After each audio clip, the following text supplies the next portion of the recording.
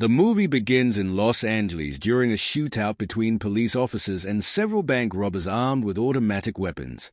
Officers put out a request for assistance from the Special Weapons and Tactics SWAT unit. The group, Jim Street and Brian Gamble, arrive on scene and prepare to infiltrate the bank. The police captain, Thomas Fuller, negotiates with the suspects to get them to release several people being held hostage. One of the robbers has grabbed a woman and is holding her at gunpoint, using her as a shield. Gamble and Street infiltrate, disobeying orders, and Gamble shoots through the hostage's shoulder to end the standoff. Captain Fuller gets furious at Street and Gamble for their reckless actions. The wounded hostage is now suing the city.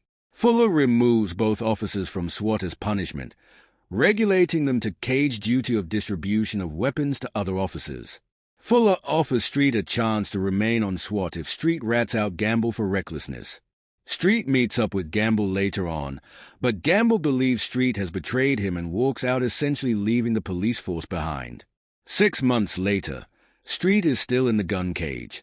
A new police officer, Sergeant Daniel Hondo Harrelson, comes to the precinct and asks Street to fix his customized rifle. Street notes the custom job and is impressed. Hondo meets with his friend Lieutenant Velasquez, who wants him to form a new SWAT unit. Velasquez offers Hondo 2 of his own officers, T.J. McCabe and Michael Boxer. Hondo decides to pick out 3 more candidates from the personnel files, but Captain Fuller will have the final say on their fate. Street shows off a new idea he had for the SWAT teams, a gigantic hook and chain designed to bring down barricades. Sergeant Hondo comes in to collect his weapon and is impressed by Street's work.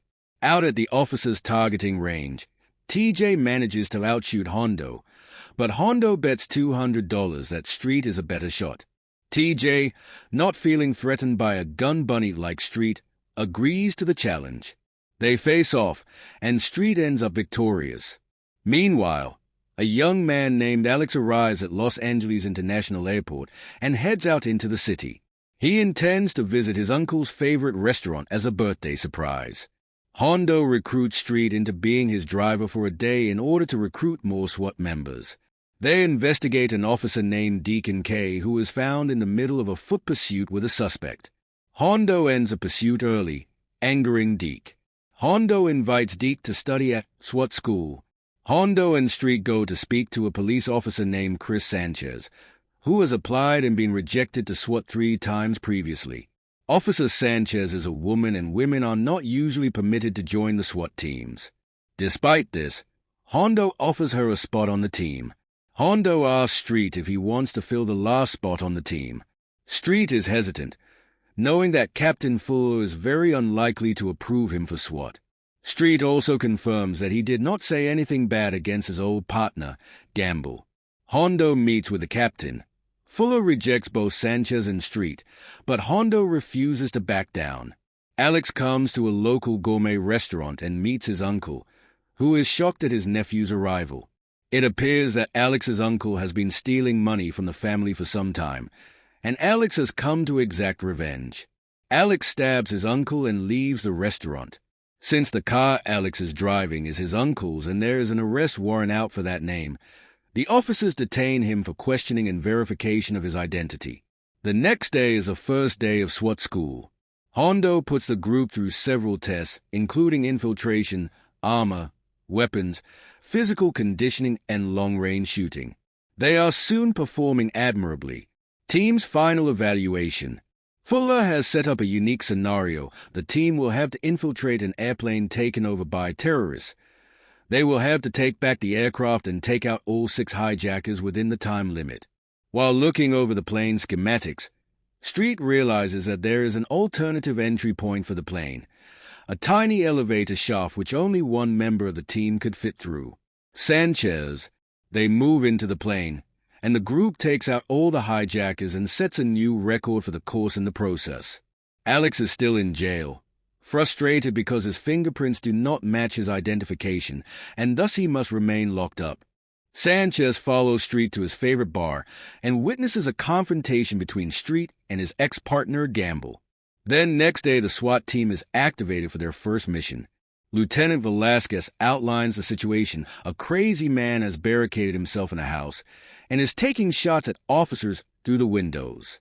Street volunteers his grapple weapon, and the team uses it to tear down the man wall of the house, ending the standoff in seconds. At the sheriff's department, a deputy finds some details pertaining to Alex's true identity. Velasquez is notified and asks Hondo's unit to intercept and escort the prison bus carrying Alex. Alex's accomplices ambush the prison bus, and almost letting Alex get away before the SWAT unit arrives. Captain Fuller gives a press conference confirming that the man they have in custody is Alex Montel, an international fugitive wanted in over a dozen countries on charges including murder, arms dealing, and drug trafficking. As Montel is being led to a holding cell, he faces a TV camera and pledges $100 million as a reward for anyone who breaks him out of jail. Hondo's unit is preparing to evacuate Montel via helicopter when the chopper is shot down by an unseen assailant. They take Montel back inside and form a new plan to lead the fugitive away via a motor parade. Several gangsters attack the vehicles, hoping to free Montel, but the vehicles turn out to be a decoy, and Alex is being led down a private access area into some unmarked SUVs. Halfway through the second checkpoint, TJ stops the car. He has decided to take Alex's offer. As they attempt to reason with him, Boxer is shot by TJ's partner Gamble.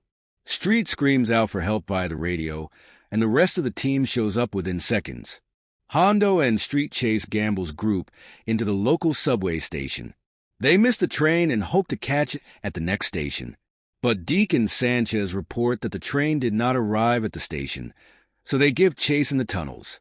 After nearly falling into an explosive trap set by Gamble, the team arrives outside the tunnel. At this point, Captain Fuller is furious. He suspects the entire team might be in on TJ's betrayal. He orders Hondo and his crew to stand down. As they drive out, Sanchez notices a low-flying jet over the city. They decide that the jet must be Gamble's plan for evacuating Montel. Fuller has previously sent all possible reinforcements to the local airport in an attempt to cut off the potential escape.